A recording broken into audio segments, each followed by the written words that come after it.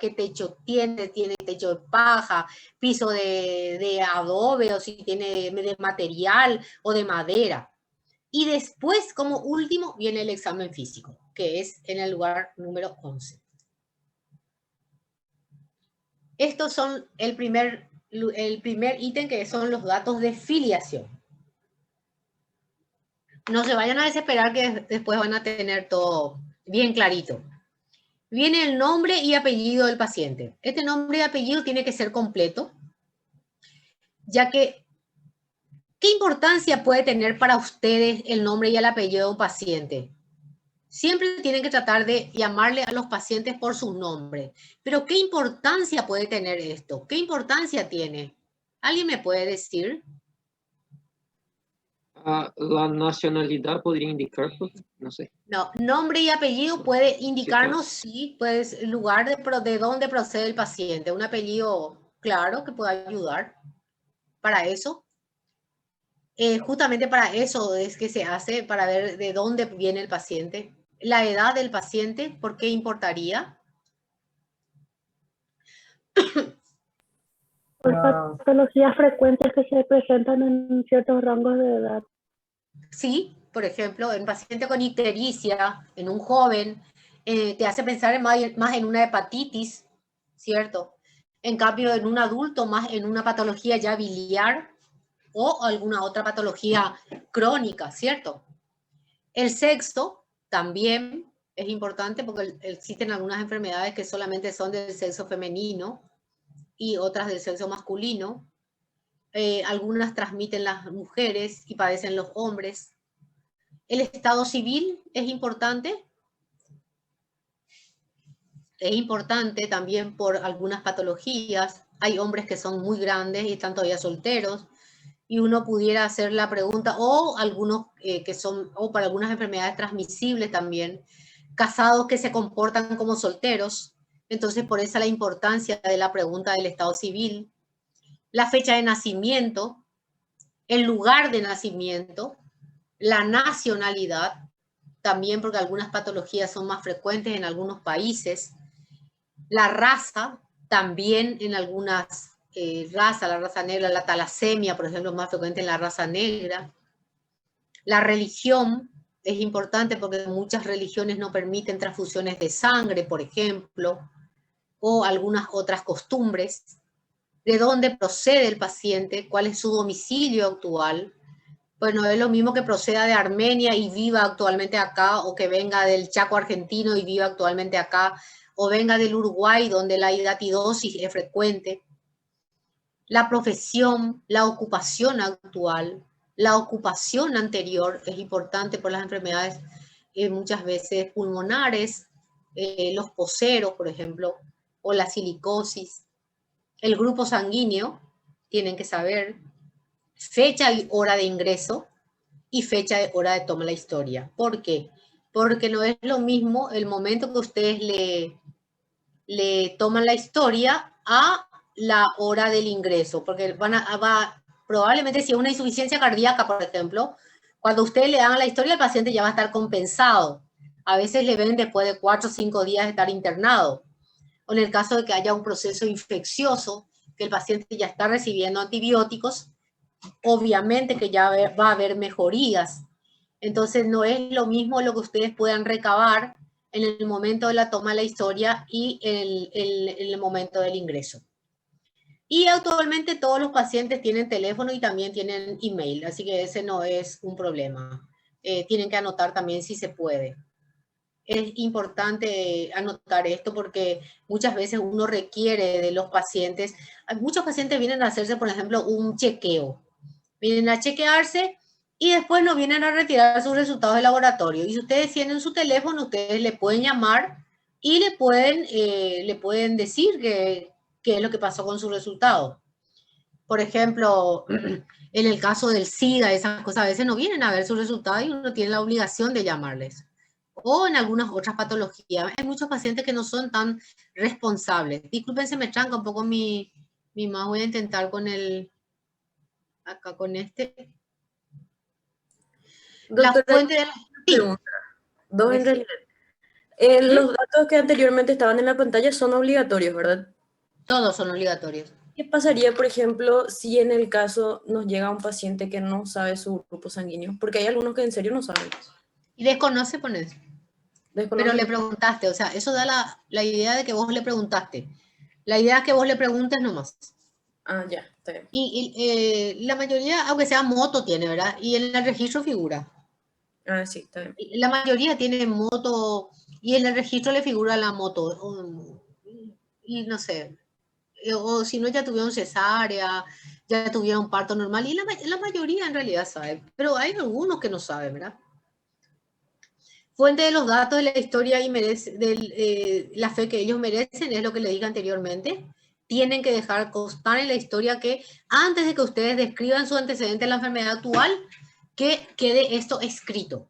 Los datos son aportados por el paciente y merecen fe o no merecen fe o merecen relativa fe. O los datos son aportados por familiares o los datos son aportados por la madre o los datos tienen que poner eso sin falta.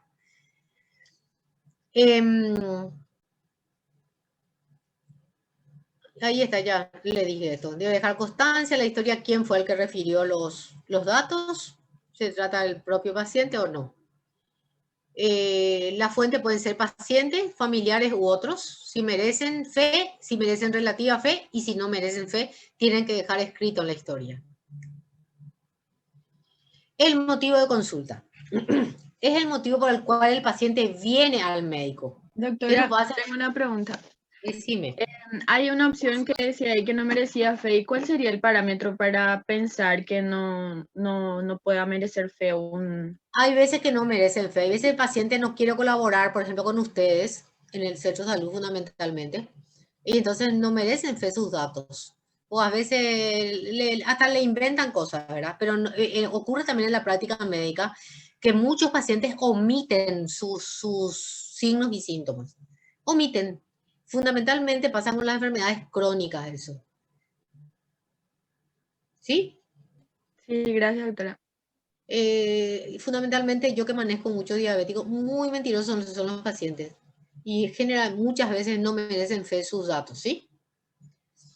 En el caso de que el paciente les diga, nos quedamos en que sirve para guía, para encaminar su historia clínica, ¿sí? Todo va a servir como guía. En el caso de que aporte varias quejas al mismo tiempo, el motivo de consulta tiene que ser el síntoma capital, o sea, ustedes tienen que poder diferenciar cuál es el más importante de todos, ¿sí?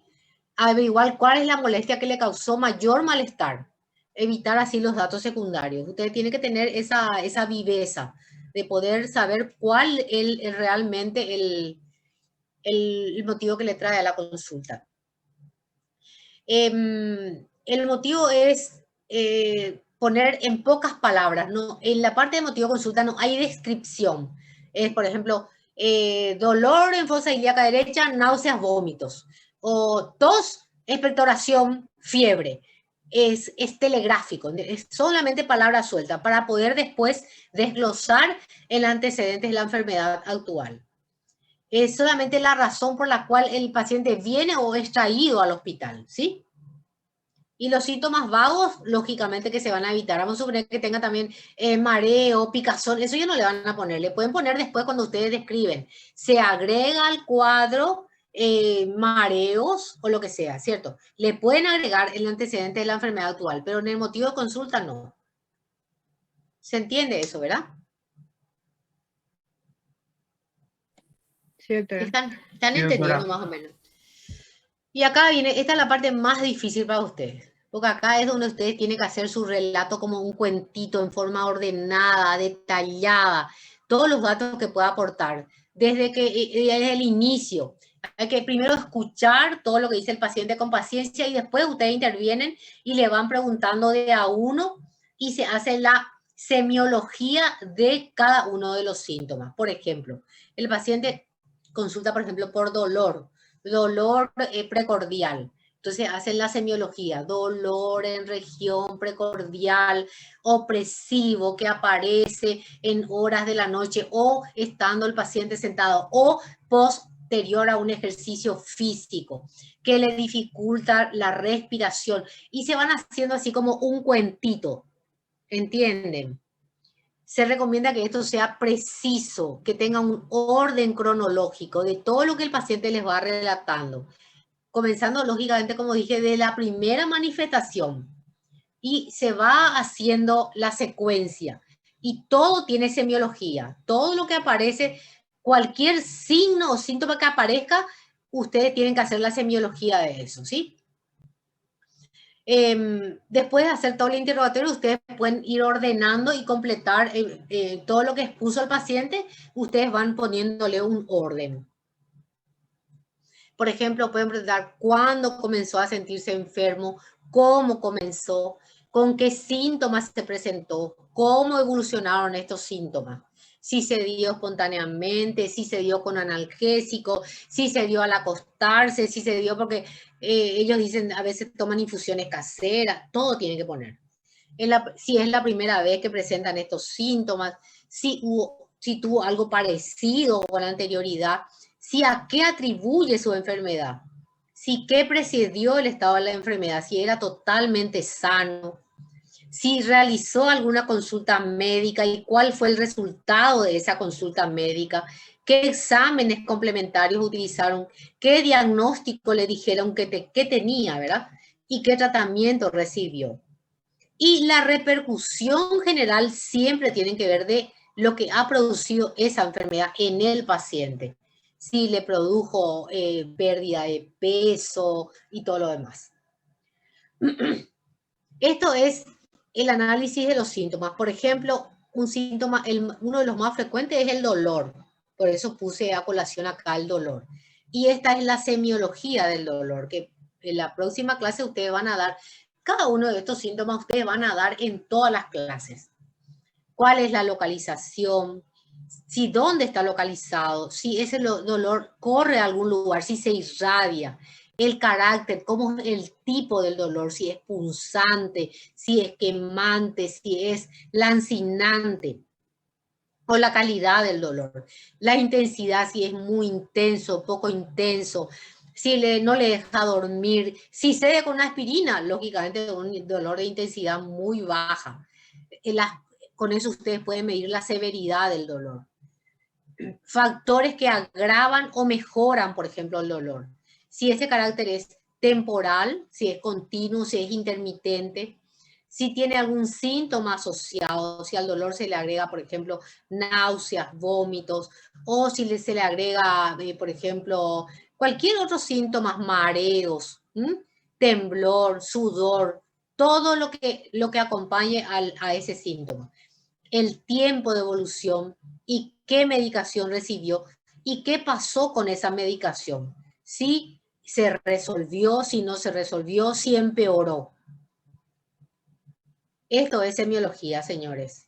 Entonces, localización, ¿cómo se pregunta? ¿Dónde? ¿Dónde te duele? ¿Y dónde anatómicamente? Anatómicamente el abdomen se divide en 9 regiones: hipocondrio derecho, hipocondrio izquierdo, epigastrio, flanco derecho e izquierdo, región del ombligo, fosa ilíaca derecha, hipogastrio y fosa ilíaca izquierda. Entonces ustedes por eso tienen nombre, por eso se dividen por regiones. Tienen que, localización, ¿dónde? Automáticamente tienen que describir la región anatómica en la cual está ubicado. ¿Hacia dónde irradia? ¿Hacia dónde? ¿Qué carácter tiene? ¿Cómo es? Tipo cólico, tipo retortijón. Acaban de describir el tipo de dolor. La intensidad, ¿cuánto le duele?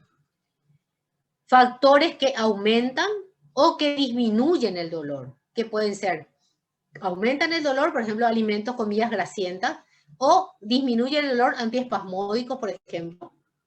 El carácter, si es transitorio, si es continuo, y los síntomas acompañantes, vómitos, náuseas, diarrea, todo lo que competa, en este caso, al árbol gastrointestinal.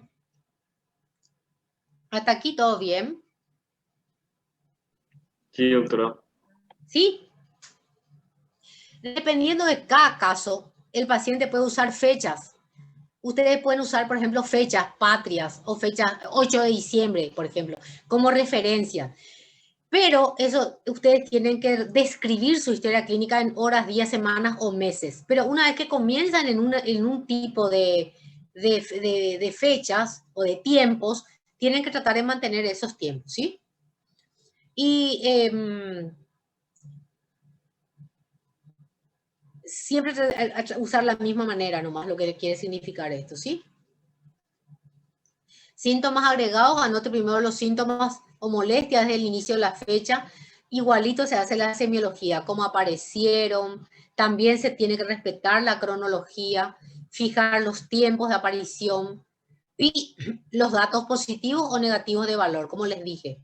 Por ejemplo, si un paciente consulta por una molestia gastrointestinal, por ejemplo, dolor en epigastrio, náuseas, vómitos, automáticamente como negativo de valor entra diarrea. Y también puede entrar fiebre. Fiebre entra en cualquiera de los... Niega fiebre o niega diarrea, ¿sí? O si tiene relación con algunas funciones como comidas, defecaciones, etc.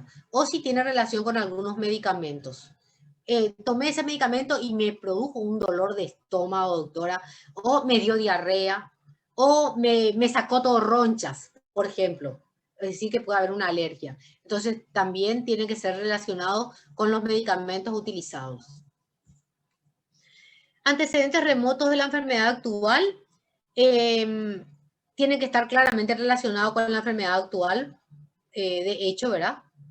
Por ejemplo, un dolor retroesternal. Pacientes, ustedes automáticamente tienen que describir si el paciente es hipertenso, diabético o dislipémico, porque un dolor retroesternal nos sugiere una cardiopatía isquémica, por ejemplo. Entonces, como remoto podrían también poner antecedentes como estos, ¿verdad? Se tiene en cuenta fecha de inicio, tratamiento, tiempo de tratamiento y forma de tratamiento también en los remotos de la enfermedad actual. En los antecedentes patológicos personales les dije que eran todas las enfermedades desde la infancia hasta el anterior al motivo de consulta. Y acá entra todo: sarampión, viruela, coqueluche, varicela, parotiditis, histeria, paludismo, tuberculosis, micosis, dengue, neumonía, ahora COVID también. Acá se puede poner antecedentes alérgicos, antecedentes traumáticos, quirúrgicos, ortopédicos, vacunas recibidas también acá se puede poner. Y en el caso de los niños, si tienen o no tienen tarjeta de vacunación. En los adultos generalmente no tienen tarjeta de vacunación, pero se acuerdan si tienen antitetánica y todo lo demás. Esto sí recibió las vacunas por el medio del PAI, preguntar cuál vacuna recibió. Pueden preguntar en el caso que sea un paciente, un niño, o generalmente cuando son inmunodeprimidos.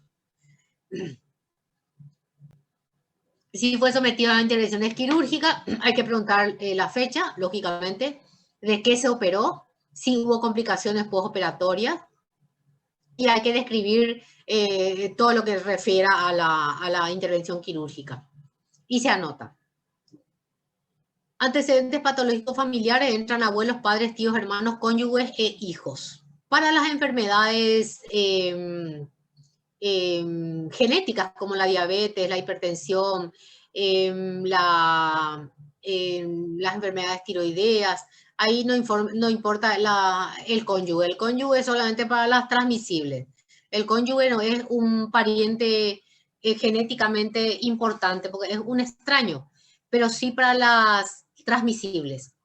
Y enfermedades comunes como tuberculosis, cáncer, diabetes, bocio y otras enfermedades, las alergias, por ejemplo, o enfermedades cardiovasculares, renales, algunas taras mentales, tendencia al sangrado fácil o cualquier otra cosa que pueda aportar algún dato de valor. Generalmente se pregunta, ¿tus padres viven, son diabéticos, no son hipertensos, si fallecieron, a qué edad fallecieron, de qué fallecieron, se anota eso. Abuelos también y tíos, hermanos. Como les dije, la esposa es más bien para las transmisibles o el marido también, ¿sí? Esto es lo mismo, el grado de parentesco, es lo mismo, enfermedad de transmisión sexual, hipertensión arterial.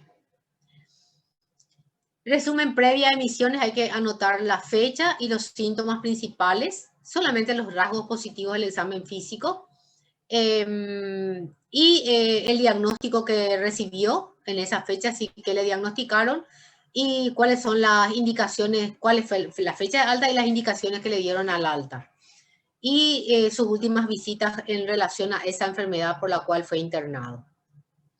Por ejemplo, estuvo internado hace un tiempo, ¿verdad? Por colecistectomía, por videolaparoscópica, estuvo internado durante tantos días sin complicaciones, por ejemplo. Hasta acá, ¿qué tal? Muchachos, Te escuchamos. ¿preguntas? Hasta acá.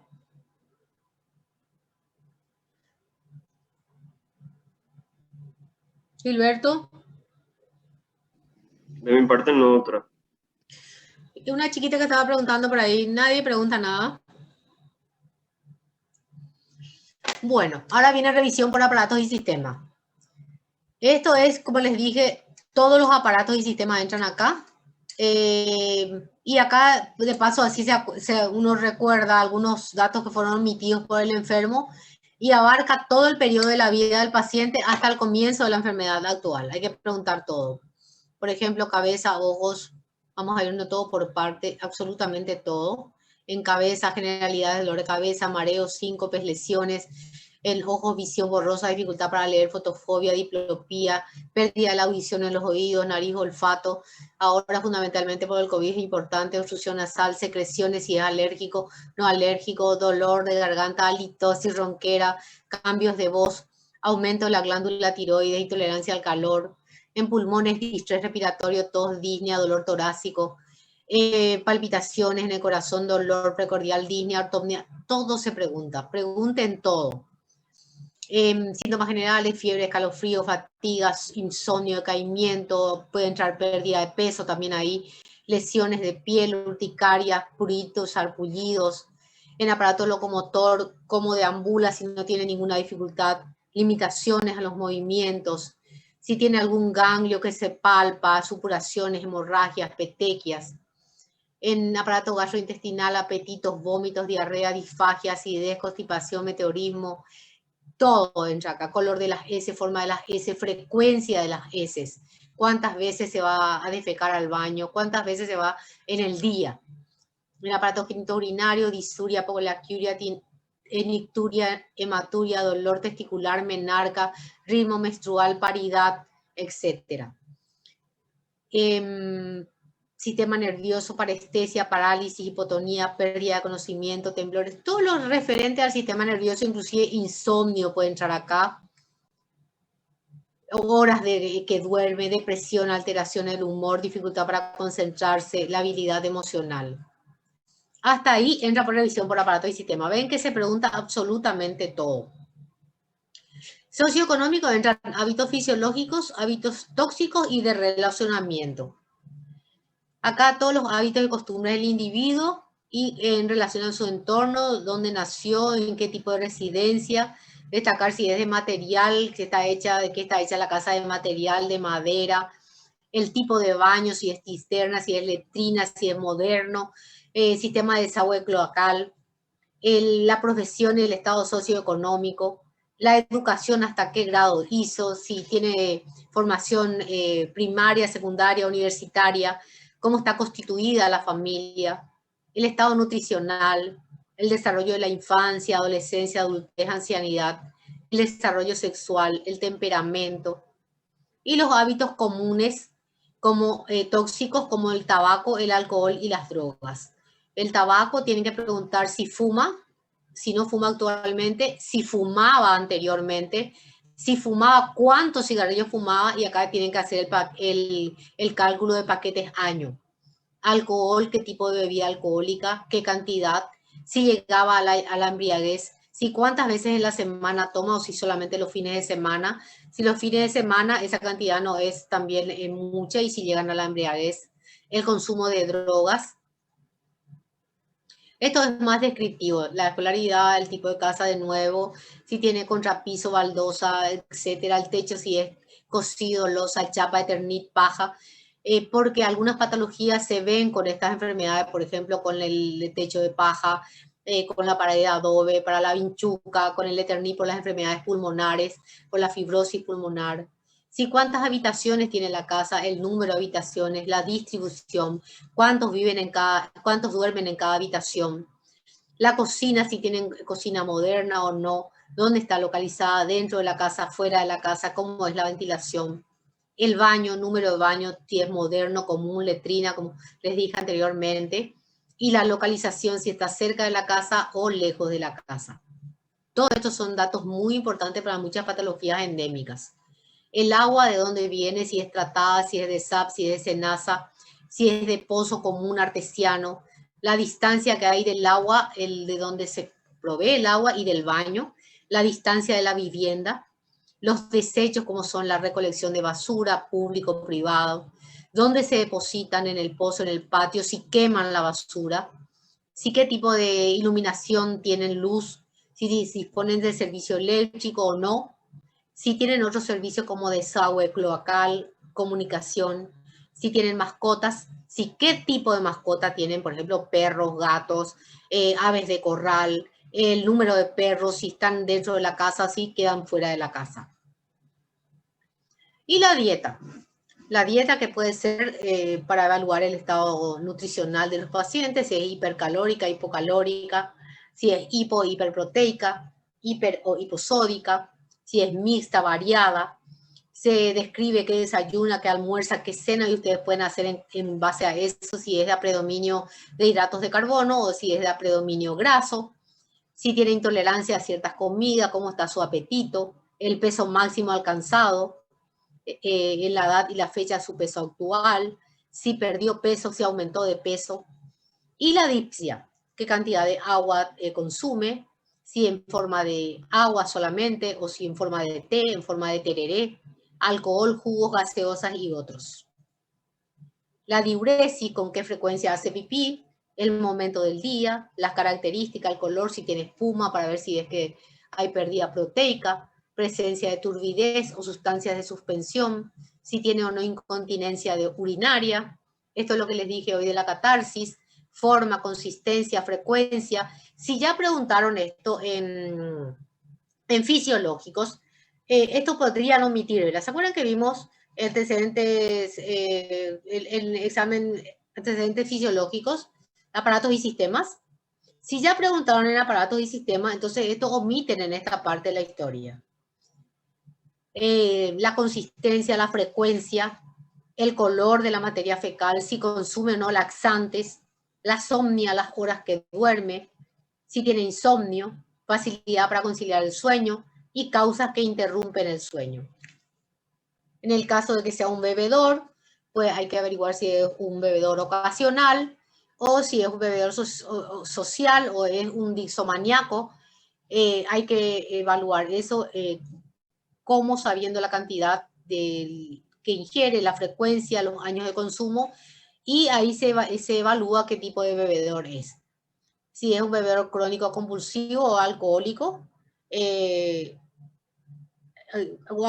¿verdad? Dependiendo del tipo de bebida, si consume bebidas fermentadas, como la cerveza, o destiladas, como el whisky, o los licores que contienen aceites esenciales, que son asímticas o aromáticas, y cada cuánto consume por día, la cantidad y todo lo demás. Hay que hacer la semiología del alcohol en este caso, de qué tipo de alcohol consume, cuánto consume y si llega a la embriaguez. El tabaquismo, como les dije anteriormente, qué tipo de fumador es, desde cuándo fuma, si abandonó, cuánto tiempo que no fuma, tipo de tabaco, cigarrillo, cigarro o pipa. Y le vamos a pedir al doctor Colmán que les dé una clase de esta parte, porque hay una relación. Para calcular paquetes año es el número de cigarrillos por años que fumó dividido una constante que es 20 para calcular paquetes año. Pero hay una, porque el cigarro puede ser el cigarro y cigarro guazú, y está el habano también. Y hay una diferencia entre esas diferencias, solamente el doctor Colmán maneja los diferentes tipos de cigarro y cigarro guazú y habano. Si el cigarro, si masca, si fuma, la cantidad, y también se hace el cálculo de paquetes año. O si fuma pipa.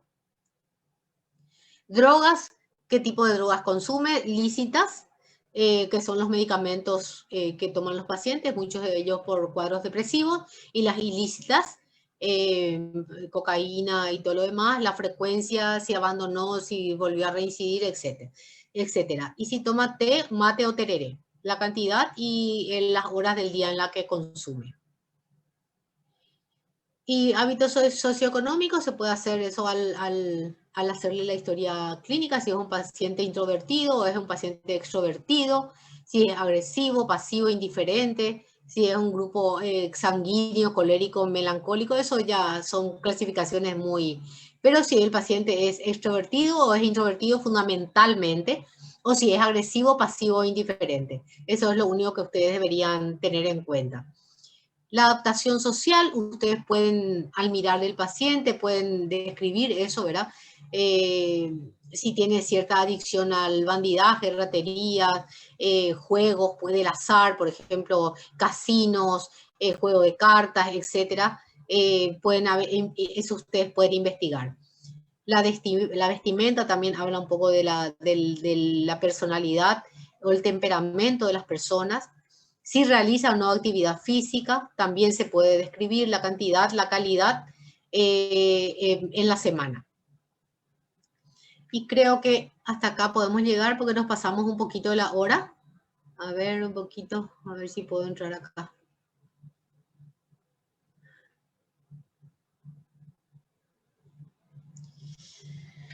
Preguntas hasta acá.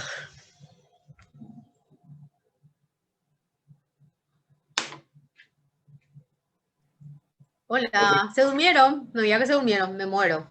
Profe, No, doctora, eso lleva tiempo completar por lo visto, porque son muchas preguntas. Muchísimas son, pero se van a acostumbrar y van a ver que después les va a salir fácil. Y tienen que hacer. Esta es la cátedra de este año. Esto es semiología médica, la historia clínica. Esto tienen que aprender a hacer y en principio les parece mucho, pero después ya les va a salir fácil. Porque ustedes cuando preguntan antecedentes de la enfermedad actual y cuando ustedes preguntan revisión por aparatos y sistemas, ya más o menos se ubican en todas estas cosas y después es completar nomás. Cuando revisan revisión por aparatos y sistemas, ahí ya tienen génito urinario, ya van a saber la diuresis. Ya hábito defecatorio ya van a tener. Entonces se les va a hacer un poco más fácil. Parece que es mucho, pero hay muchas que son repetidas, pero que tienen que hacer. Absolutamente todo se hace. Esa es la historia clínica completa y es la historia clínica mayor, que es la que ustedes van a aprender a hacer este año. La parte de examen físico vamos a dejar para la siguiente clase, para que no se desesperen tanto, porque el examen físico también es un tema. ¿Será que pueden verse las caras de ustedes ahora? Aparezcan un poco en escena. Gilberto, Patricia, Natalia, Ricardo. Después, ¿ustedes 4 nomás están? No. 42 hay. ¿No tienen cámara? ¿O se fueron de la clase y dejaron prendida su computadora? Doctora, Parece. ¿podría dejar de compartir para vernos a todos? ¿Eh? ¿Podría ¿Quieres compartir? Bueno, espera un ratito. Voy a hacer eso.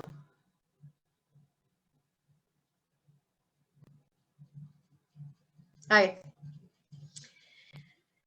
estamos todos. Ahí estamos. Ahora sí. Buenas noches a todos. Preguntas. Una consulta, doctora. Señor, ¿quién sos? ¿Verdad que? No te veo. Gilberto.